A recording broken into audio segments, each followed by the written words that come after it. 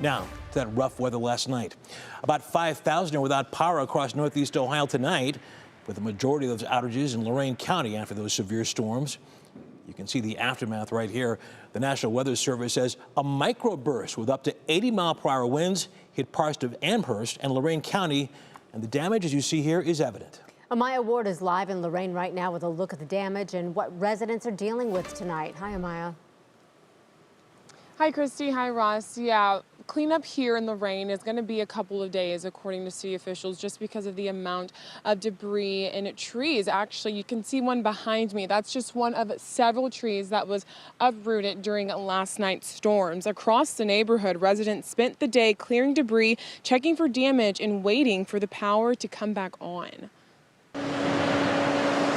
In the rain, the damage left behind is hard to miss. Downed trees, scattered debris, and damaged property serve as reminders of the storms that moved through the area Wednesday night. You couldn't even see outside. The rain just kept coming so bad. It was like somebody had a sheet up and you couldn't even see the backyard. Joan Epling says the conditions changed quickly. When she finally got a look outside, she realized just how much damage the storm had caused. When I got in the kitchen and stuff, I seen it and I thought, well, where's my shed?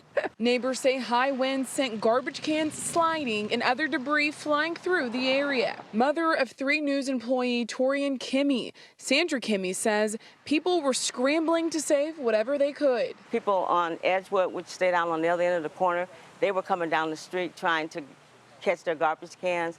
They was picking up everything that blew off of their house. For many residents, the challenges continued long after the storm passed.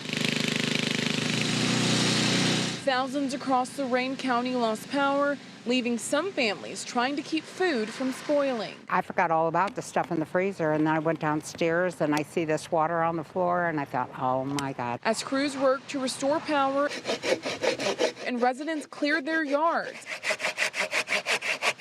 many say they're grateful the damage wasn't worse. I'm fortunate. Nothing hit my house, so there's no structural damage. They're far enough back. These trees are older than me, I'm sure. City officials say crews will be working well into the evening tonight. They also want to remind residents to put any debris or tree limbs in their lawn so neighborhood collections can pick them up starting next week. Russ, Christy. All right, appreciate it very much, Amaya. Thank you. It is 6:04 this evening. Let's take a check of the weather tonight. Betsy Kling standing by. What you got, Betsy? Thankfully, things much calmer now, but the last 24 hours has yielded a lot of storm reports officially reported to the National Weather Service. We zoom into northern portions of Lorain County. Amherst sitting right here. We had 2 microbursts confirmed. Those are 2 bursts of straight line wind that caused the damage. The first 80-mile-per-hour winds right in downtown Amherst, and then just to the northeast of Amherst, 85-mile-per-hour winds indicated there. So that is what caused all of that damage. We had heat advisories today. At one point, we even had a severe thunderstorm watch for the southeastern portion of the area. All that has been canceled, and now we have a beautiful evening ahead. Summery temperatures out there in the low to mid 80s across northern Ohio. We still have some humidity around, but more comfortable air is moving in. Our radar at this hour is quiet, but off to the west of us, there's more rain and rumbles that are starting to come together, specifically in the Chicagoland area. We get the leftovers of those overnight, so you can see the early morning rain and rumble chance coming through. But the good news is those storms will be fading as they head our direction.